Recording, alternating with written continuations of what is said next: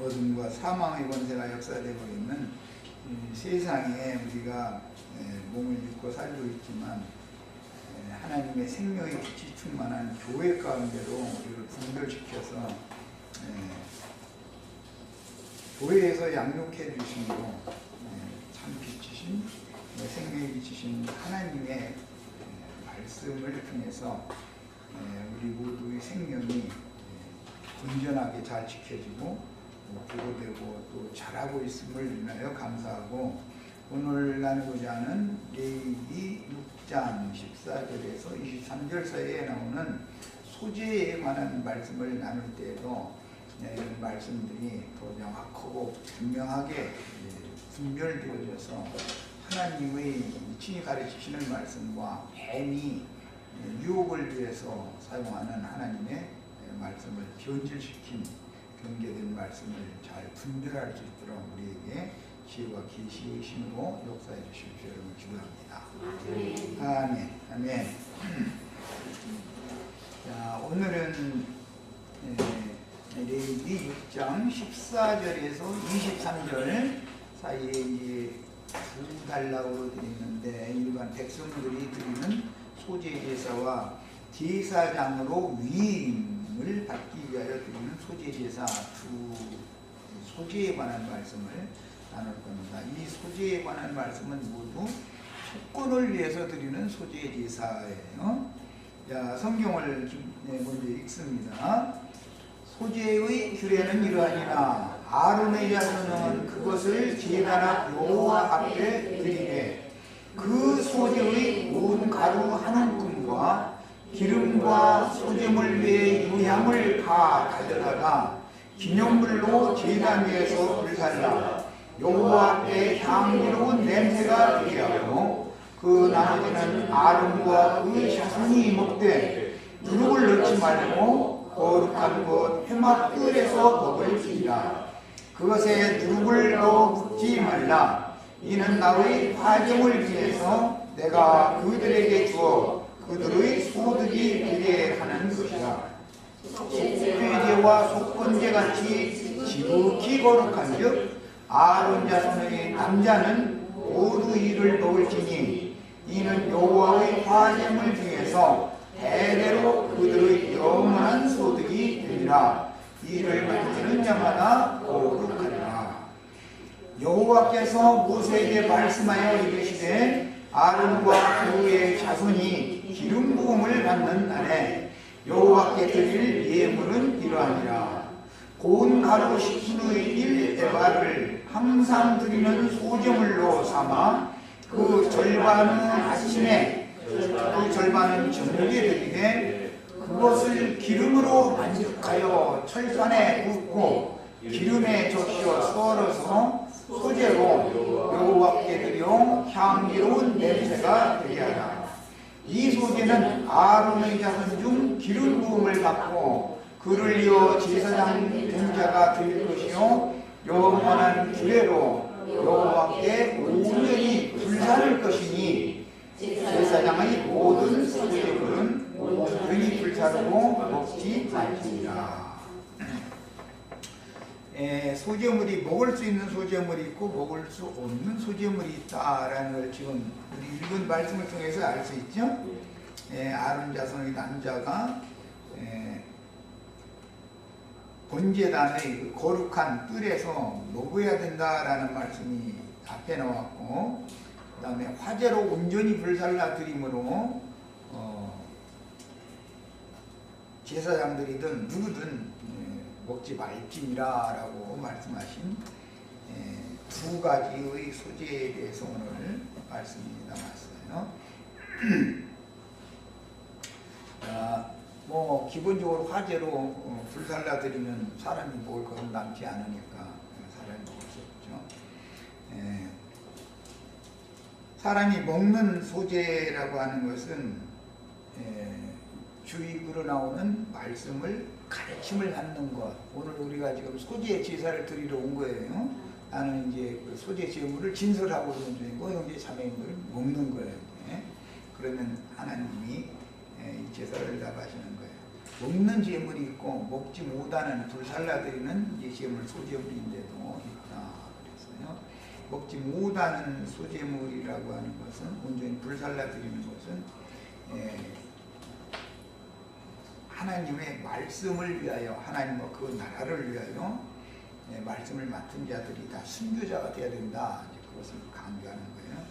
하나님 이제 제사장으로 위임을 받을 때 드렸던 소제물을 먹지 못하고 불살라드리라 그렇게 표현을 했는데 이것은 10분 1 에바를 항상 드리는 소제물로 삼으라 그랬기 때문에 먹을 수 없는 제사장의 위임에 사용한 소제 제물을 항상 드린다라는 말은 조속간으로 성소에다가 갖다 진술을 했다가 꺼내와서 그 다음에 그것을 제사장이 먹는 게 아니라 불살라라 지금 그 말이에요. 그런데 이것을 먹은 사람이 있었었죠. 다윗이 배고파가지고 아히멜렉 제사장한테 가서 이 떡을 먹었잖아요. 자, 이제 지난번에 목요일날 그 자료를 해드린 말씀부터 말씀을 이제 더 나가도록 합니다.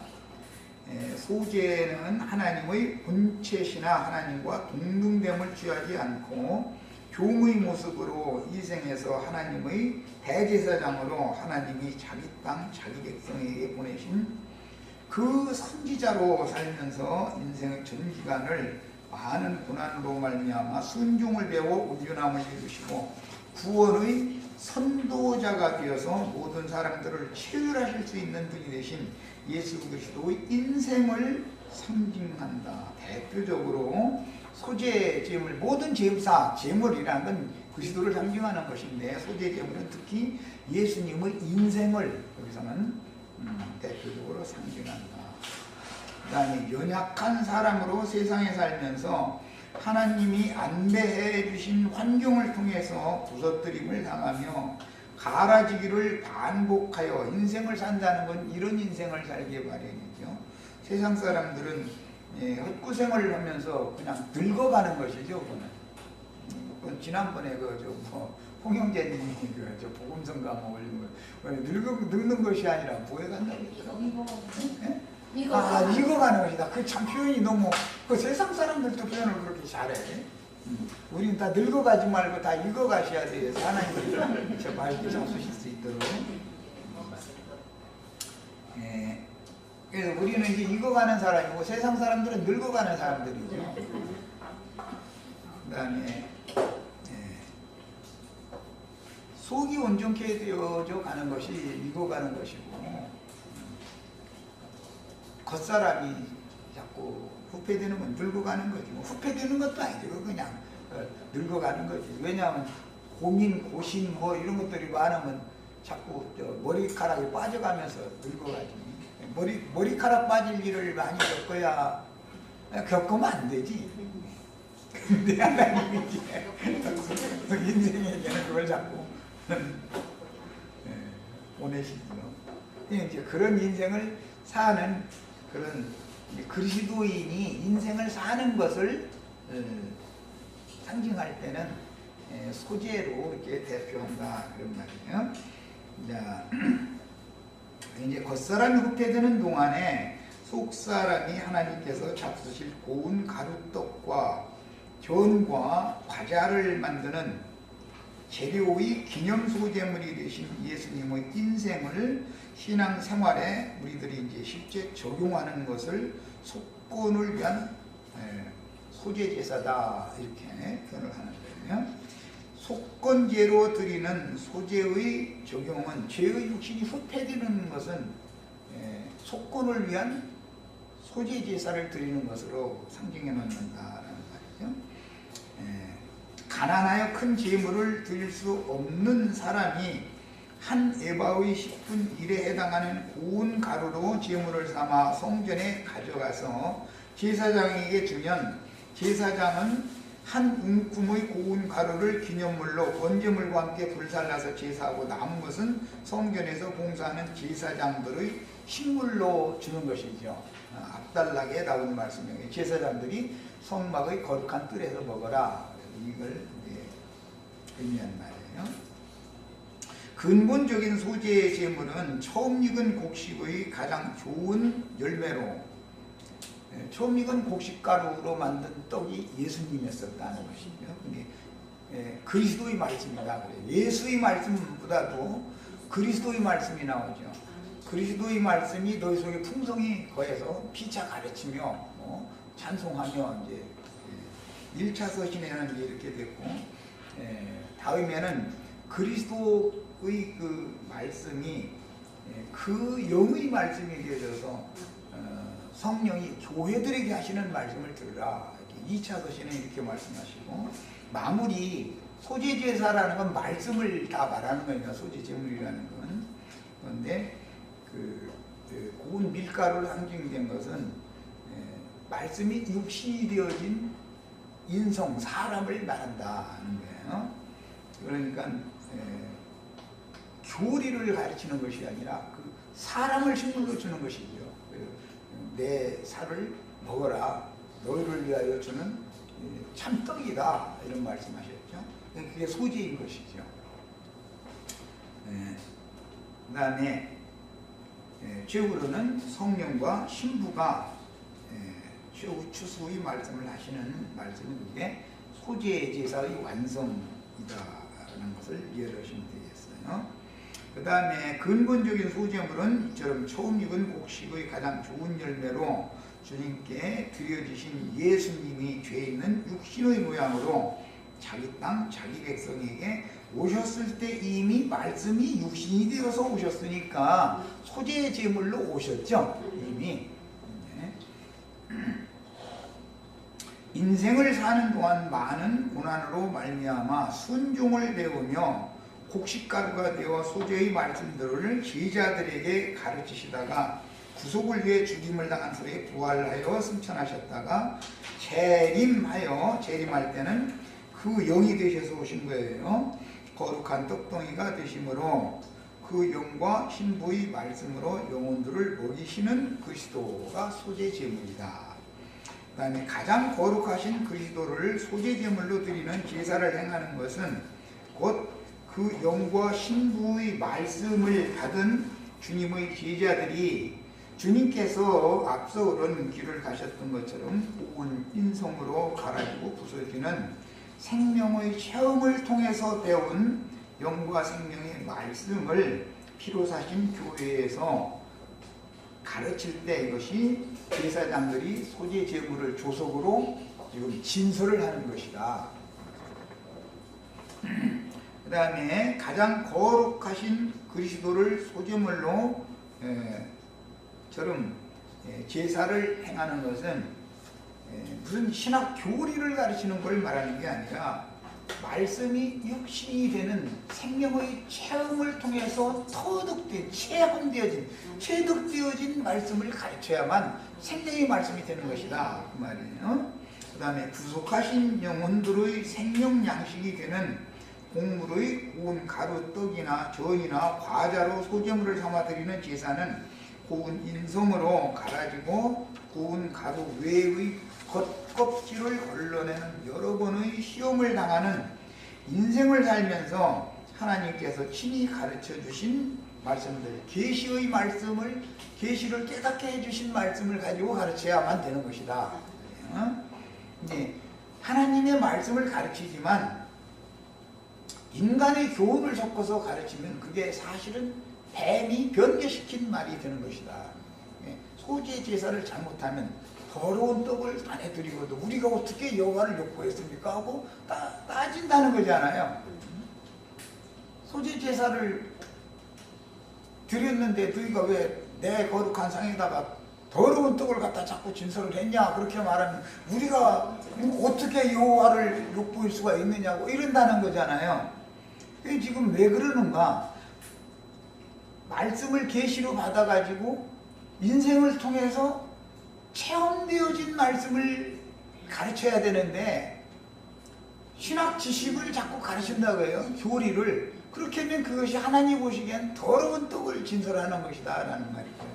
이런 거에 대한 이해가 너무 교계에 너무 없죠. 그래서 그 사람들 툭하면 신학적으로 자꾸 해서 하는데, 그러면 아, 저 사람 지금 더러운 떡을 진설한다는 자기 입으로 그거 고백하고 있는 말이에요. 그게. 한 인간으로서의 고뇌와 하나님께서 보내신 불시험을 거치며 절대적인 순종의 도를 본보이신 예수의 입으로 나오는 영과 생명의 말씀에 감동을 받아 그분을 지극히 사랑한 죄인 마리아가 깨뜨린 옥합에서 풍겨나온 유향, 소재 제물로 떡이나 전이나 과자를 만들면 반드시 유향을 그 위에 두어 가지고 진술을 하라는 거잖아요. 그러면 당연히 이 유향이 섞여야 되는 것이죠. 이것은 신약에서 죄인 마리아가 깨뜨린 옥합에서 풍겨나온 유향의 향기는 주 앞에 모인 모든 이들에게 복음이 무엇인지를 밝히 드러내주고 증거했습니다. 그러니까 주님의 말씀에다가 마리아의 그 옥합에서 흘러나온 유향이 더해져서 그때 화제물 중에서 내가 그들에게 주어 그들이 소득이 되게 하는 것이라 해놓고 나서 화제물 중에 대대로 이걸 먹어라 라고 했고, 그 다음에 15절에는 향기로운 냄새가 되게 해라 그랬죠.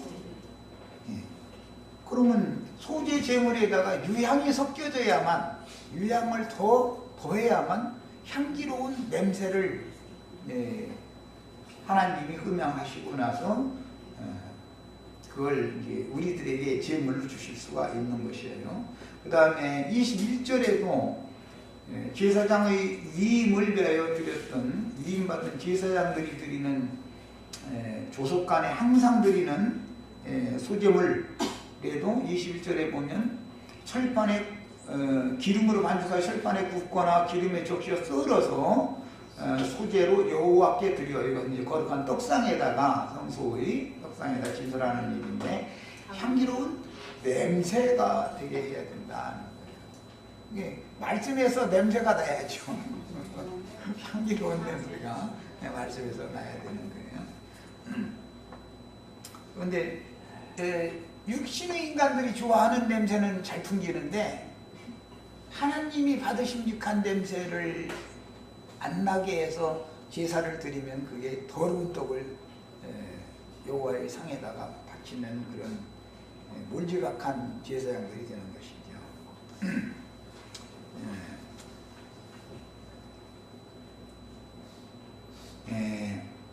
인간으로 오신 예수는 사망 권세와 싸워 이겼고 그의 부드러운 인성에서 나오는 구원의 말씀, 믿음의 말씀에 매혹된 여자 마리아는 옥합을 깨고 예배당 헌금 강조해가면서 헌금 내라고 할 때는 옥합을 깨서 바치는 얘기했었는데 뭘 말씀 적용을 바르게 해야지.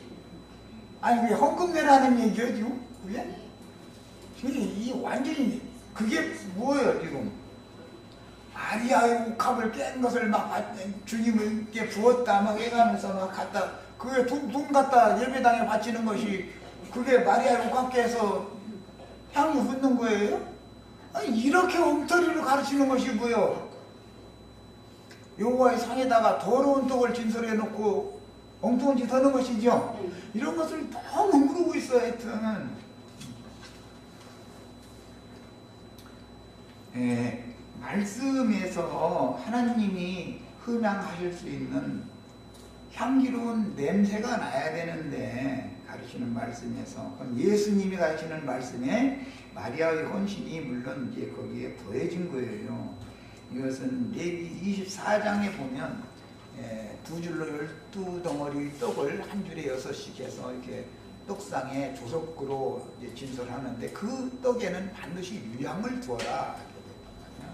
그게 뭐냐? 예수님의 입으로 나오는 말씀이 떡상이 진설되는 떡인 건데 그 떡에는 반드시 마리아의 그 옥합을 깬 향유가 거기 부어져야 된단 말이에요. 그래서 이 복음이 전파되는 곳에는 마리아가 행한 것도 같이 전해라 그랬던 거예요. 그러니까 말씀이 전파되는 곳에 당연히 향유의 부음도 같이 있어야 된다는 거예요. 그래서 이 율법을 이렇게 이루는 겁니다. 신약 성경을 읽을 때는 구약 성경 어디에서 이런 말이 인용이 되는지를 사람들이 알아야 되는데 그 관심도 없어. 그냥 뭐 무슨 웬만하면 그냥 헌금 내는 것을 강요하는 말로 이렇게 변개시켜서 가르치면 나 그냥 눈물 흘려가면서 또 조용 손들하고 막 얼마 써내라고 그거 써내고 앉았고 그러면서 막 옥합 깨뜨렸다고 옥합 깨뜨리는 것이 조용히 손들고서 뭐 얼마 헌금 내겠다고 써놓는 거예요?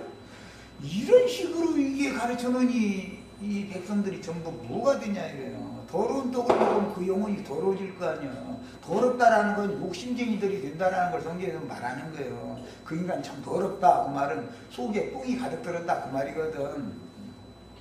그런데 또 이런 얘기하면 또 그게 그렇게 풀리느냐고 또 이가서 또 따질 거예요. 못당해 그 사람들 아주. 레위기 24장 5절로 9절을 읽고 오겠습니다.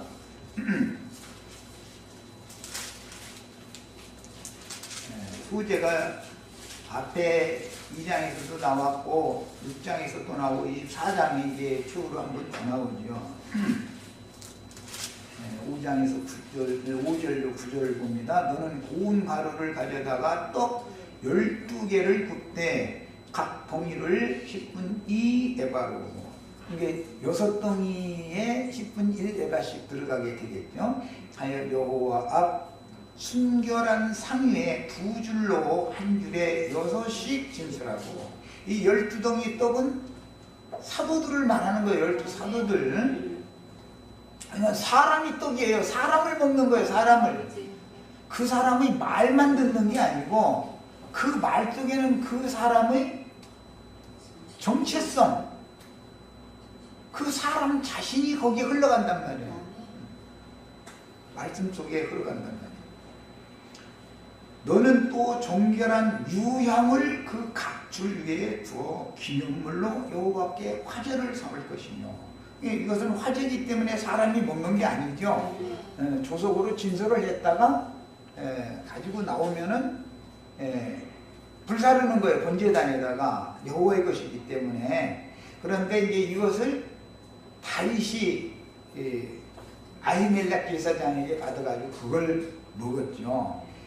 그러니까 이것은 우리 구원을 위한 말씀을 이루기 위하여 순교하신 주짐당하신 예수님이 우리를 살리는 다윗과 그 다윗을 따르는 군사를 살리는 거룩한 떡이잖아요. 그건 함용 있는 그런 떡이 아니고 이것은 거룩한 떡이기 때문에 사람이 먹으면 안 되는 떡이었었어. 그런데 다윗은 그거를 따르는 군사들과 함께 먹었단 말이에요. 우리는 이런 떡 먹는 거예요. 아무나 먹는 게 아니에요. 이거는 허락받은 자나 먹는 거지. 그러니까 안식일마다 이 떡을 여호와 앞에 항상 진설할지니 이는 이스라엘 자손을 위한 것이요 영원한 원양이라. 이 떡은 아론과 그 자손에게 돌리고 그들은 그것을 거룩한 곳에서 먹을지니 그랬는데 자 이제 어디는 먹으라고 그랬고 어디는 먹으면 안 된다 그래가지고 화제로 드리는 몫은 제사장들이 먹을 수가 없어요. 그러니까 이것은 남는 게 떡을 구울 때 제물로 삼기 위하여 굽는 12덩이 떡이 있고 떡을 광주리로 이렇게 많이 준비를 하는 거예요. 떡이나 전이나 과자를 많이 준비를 하는데 대표적으로 성소에다가 갖다 제물로 드린 것은 사람이 먹으면 안 되는 거예요. 남은 것을 먹는 것이죠. 제사장들이 몫을 위해서도 이제 여러 광주리를 이렇게 준비를 하는 거예요. 제물은. 그 당직 제사장들이 숫자에 맞춰서 먹을 만큼을 만들어야 되는 거예요. 그거 먹고 살아야 되니까 이것을 잘 이해하셔야 돼요. 이는 여호와의 화제 중 그에게 돌리는 것으로서 지극히 거룩함이니라. 이는 영원한 규례니라 그랬어요. 자, 그래서 이제 제사장으로 위임식을 할 때 소제를 드리는 경우가 있어요. 그것은 제사장 사람의 몫이 없어요. 위임을 하는데 드리는 소제물은. 그러나 일상적으로 항용 드리는 그런 떡은 어떤 것은 기념물이라고 하는 것은 불사르고 나머지는 먹는 거단 말이에요. 그게 어떤 때는 먹고 어떤 때는 먹지 못하는가를 잘 구분을 하셔야 돼요. 자, 그 다음에 사람으로 오셨던 예수는 하나님의 본체시지만 종의 신분으로 힘들고 고통스러운 인생을 몸소 살면서 죄짐을 지고 멸시와 천대를 당하며 죄인 여자로 살아가던 막달라 마리아와 베다니 마리아의 영혼이 당하는 아픔과 고통을 치료하시는 말씀으로, 막달라 마리아는 7귀신 들렸다가 7귀신을 쫓아내 주신 것이 특징이었죠. 그 다음에 베다니의 마리아는 나사로의 동생이죠. 그런데 동네 사람이 다 아는 죄인이었다는 거잖아요. 베다니 마리아는. 자, 성경에서 이제 이 마리아라는 말은 원래는 정결한 처녀라는 뜻이에요. 그래서 예수님 어머니도 마리아죠, 이름이. 히브리 사회에서는 그 마리아라는 이름이 상당히 많아요. 그리고 이제 예수라는 이름도 상당히 많아요. 그런데 이제 요셉 자손 예수, 나사렛 예수가 있고, 그래서 특별히 나사렛 예수라고 명칭을 붙인 거예요. 이제 바예수들이라고 그러죠. 예수라는 이름은 많은데 그 앞에다가 바라는 이제 헬라에서는 그 용어를 붙이면 누구의 아들이라는 뜻이에요. 예수님의 아들이라는 그런 예수라는 이름이 그렇게 많았었어요. 자, 막달라 마리아와 베다니 마리아의 영혼이 당하는 아픔과 고통을 치료하시는 말씀으로 그들을 사로잡았으니, 주님의 입으로 나오는 영과 생명의 말씀은 마리아의 헌신을 더하게 하여 고운 가루로 만든 떡에 유향을 두라고 명하신 율법이 이루어진 것입니다. 그래야 이제 향기가 날 수가 있으니까. 이 일은 사람으로 오셨던 하나님께서 이 생에서의 마지막 유월절 한 주간을 앞두고, 사복음서는 3분의 2가 그 마지막 한 주간 동안에 있었던 일을 기록한 내용이에요. 그런데 그 마지막 한 주간 동안에 굉장히 정말 쉴 새도 없이 바빴었죠. 그 마지막 한 주간 동안은. 그런데 이제 제일 중요한 것이 뭐냐면, 그 유월절 양으로 세상 죄를 지고 가는 하나님의 양으로 예수가 죽어야 되니까 그 한 주간 동안에 이리저리 동서남북 사방으로 조사를 해보는 거예요. 흠이 없는 양인지를. 좀도 없고 흠도 없는 양만 유월절날 죽여야 되니까 그 기간이 그게 그 마지막 한 주간이었었어요. 그 어떻게 그럼 조사를 하느냐. 출애굽기 12장의 율법에 따라서 미리 양을 분별시켜서 이렇게 묶어놓고 검사를 쭉 한 주간 동안 하는 거잖아요. 엿새 동안을. 그러고 6월절 그 시작되기 저녁이 되기 전에 그 제물을 잡는 거예요. 그리고 저녁에 이제 그걸 먹는 거죠. 이렇게 실행을 했어요. 그 율법을 모든 율법을 이루어야 되니까 예수님은 말씀들을 그 한 주간 동안 첫 번째 한 게 뭐냐면, 대제사장들과 장로들이, 즉 공회가 예수님에 대해서 질문을 먼저 하는 거예요. 대제사장 장로들이 먼저 하고, 그 다음 바리새인들이 하고, 그 다음 사두개인들이 하고, 그 다음 헤롯 땅에 와서 하고, 이렇게 네 무리가 와서 동서남북 사방으로 이분이 정말로 잡아 죽일 수밖에 없는 제물인지를 조사를 하는 거예요.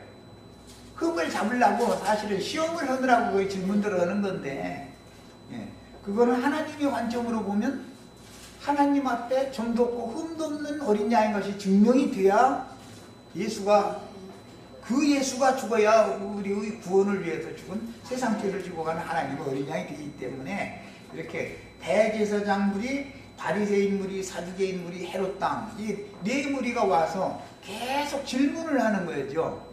첫 번째, 이제 제일 중요한 건 그 공회 대제사장 장로들 무리가 와서 뭘 물어보느냐면, 네가 네 이름과 무슨 권세로 이 백성들을 가르치느냐, 이걸 물어봐요.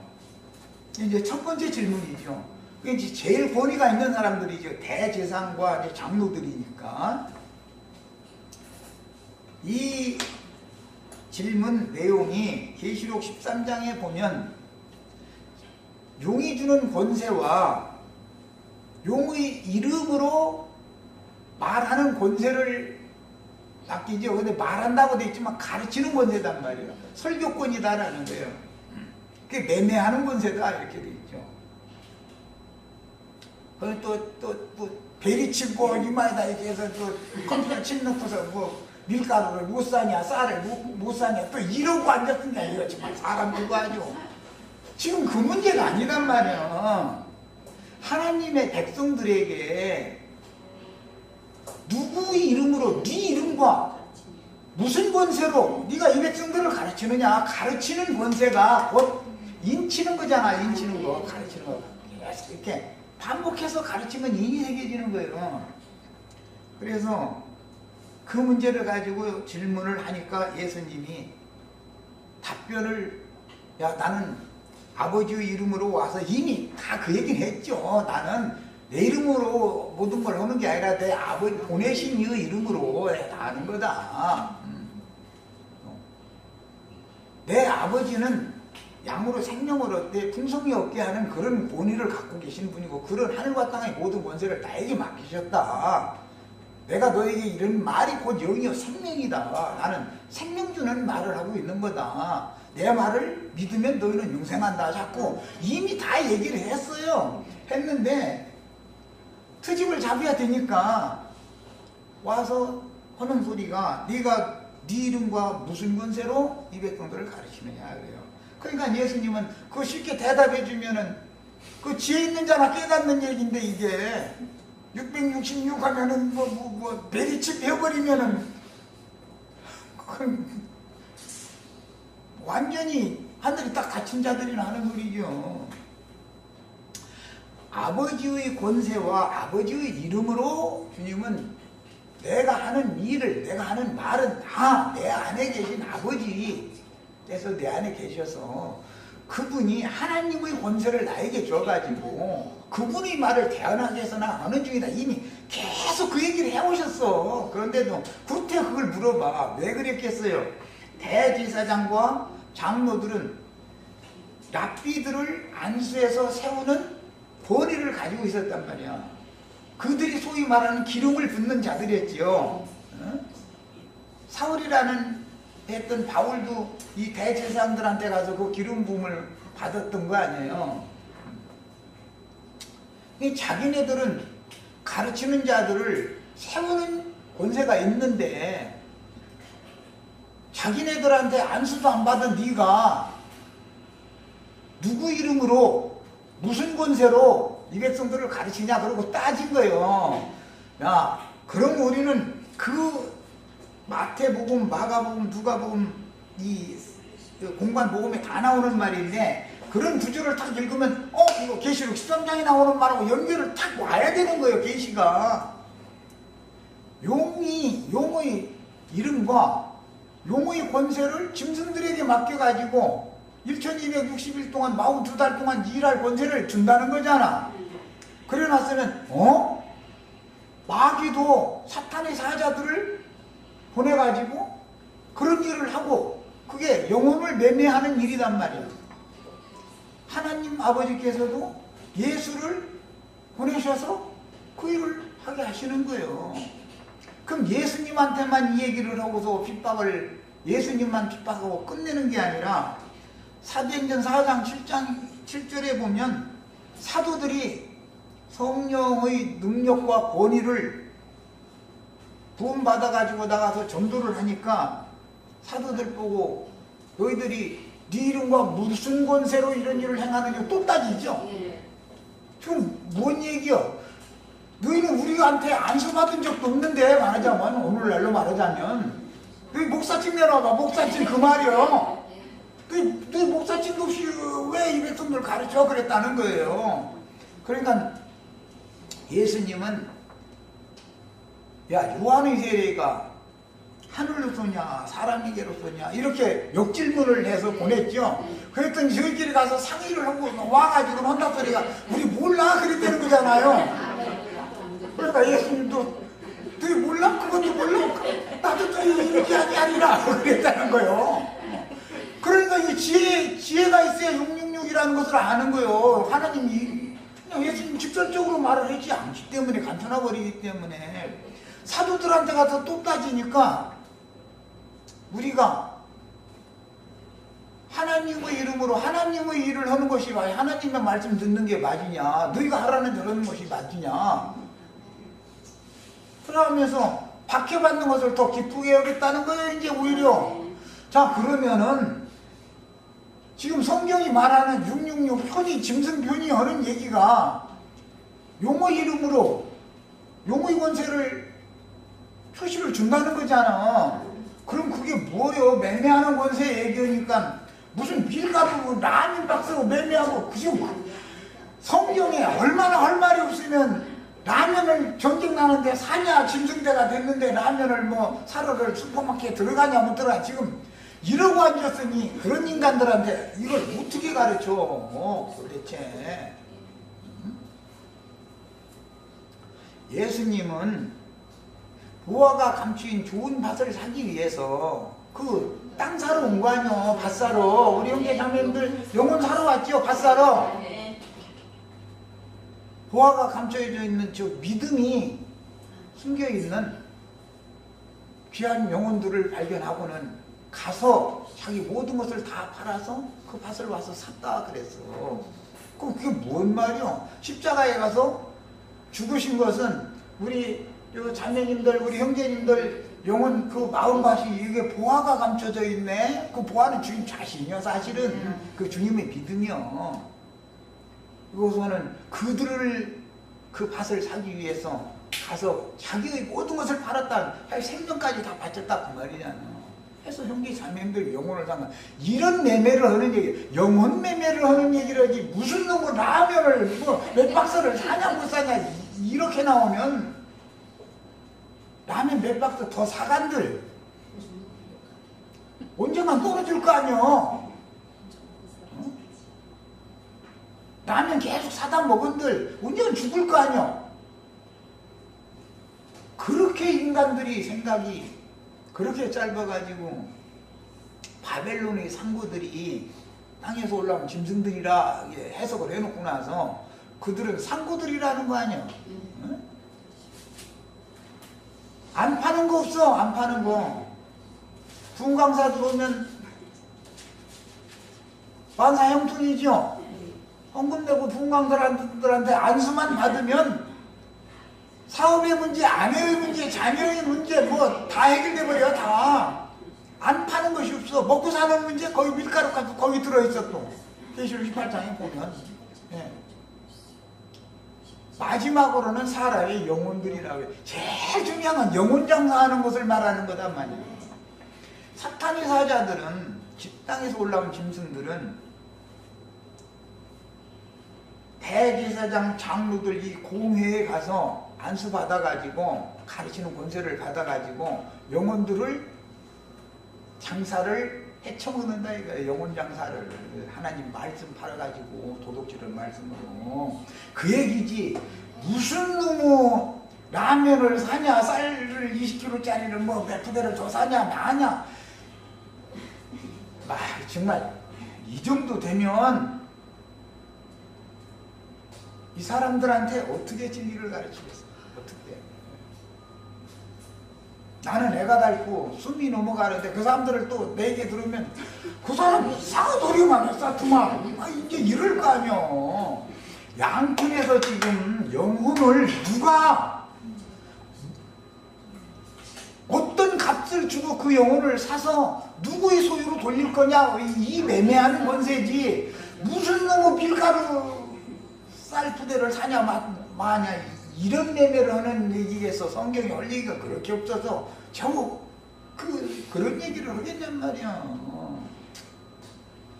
뭐 나머지 세 가지는 뭐 왜 너희들은 이제 저 바리새인들은 와가지고 왜 당신과 당신의 제자들은 장로들의 유전도 지키지 않고 왜 밥 먹는데 손가락으로 이렇게 음식을 함부로 먹어? 또 이러고 앉았고 또 사두개인들이 와가지고 부활이 있어요? 없어요? 한 사람이 말이야 동생들 다 일곱이 한 여자 취했는데 당신이 말하는 부활이 있다면 말이야 부활 때 누구이 안 해요? 그 안에는? 이러고 참 굉장히 똑똑해요. 질문하는 거 보면. 일곱이 취했으니 말이에요. 이거 뭐 누구 안 해요? 그게? 여자는 하나인데? 이러고 앉았는 거예요. 주님의 교회가 일곱 교회지만 당연히 일곱 교회 사자들이 말씀을 맡아가지고 와서 사역을 하니까 일곱 영들이 장가를 드는 것이지. 그래서 이사야 52장에 실현되는 거 아니야. 예루살렘의 아들들이 예루살렘의 딸들과 혼인하는 것이 주님이 장가 드는 것이고 구속한 땅이 혼인을 하는 것이다. 그리고 새하늘과 새 땅이 되는 거다. 아니 이미 다 성경에 있는 말인데 또 이 얘기도 하면은 예수님 막 장가들라고 막 저 구름 타고 막 이렇게 막 번쩍번쩍 막 비춰가면서 뭐 비행장이요?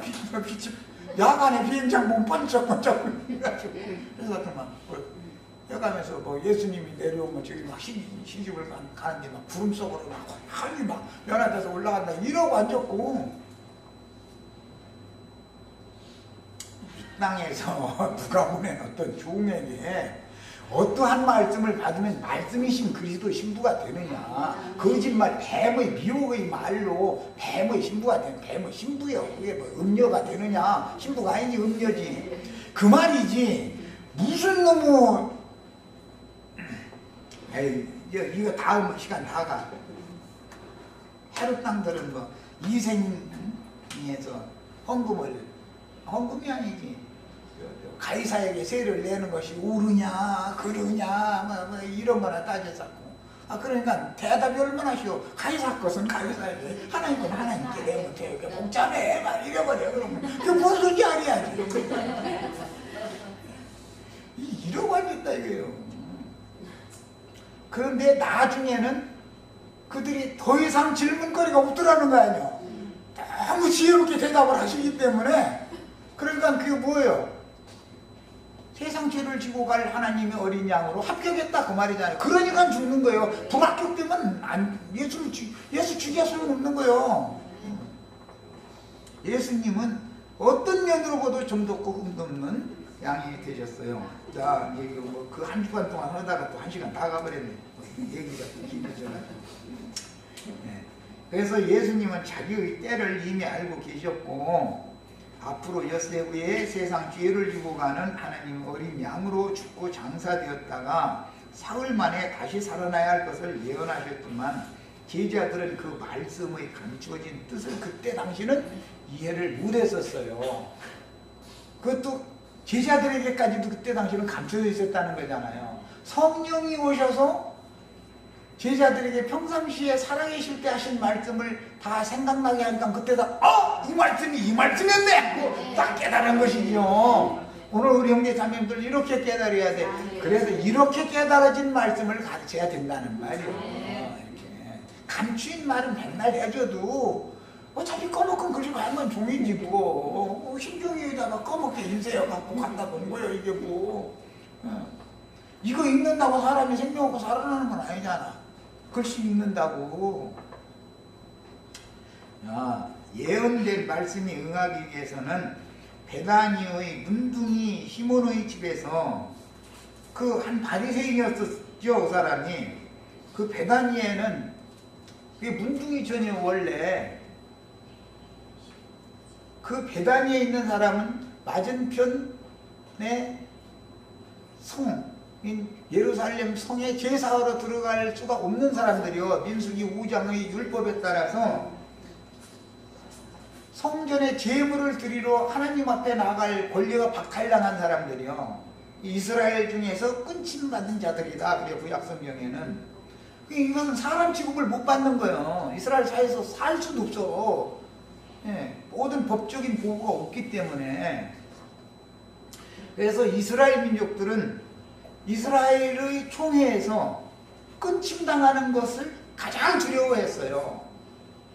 그런 경우를 일러서 부정하다 해가지고 추례시키는 거예요. 추례. 유대인들의 특징은 자기네들의 교리에 안 맞으면 이단자로 몰아서 추례시키는 거예요. 그것은 그들의 율법에 의하면 이스라엘의 총회에서 끊임당하는 거예요. 그것은 영적으로 하나님의 생명에서 그리들 은혜에서 끊어졌다. 그런 뜻이요. 하나님의 백성이 혈통만 육신적으로만 하나님의 백성으로 태어났지 영적으로는 하나님 앞에 제사를 할 수 없는, 하나님 앞에 나갈 수 없는 자들이니까 이렇게 적용을 했었던 거예요. 자, 시간이 됐기 때문에 첫 시간은 일단 여기서 마치고 다음 시간에 이어서 하도록 하겠습니다.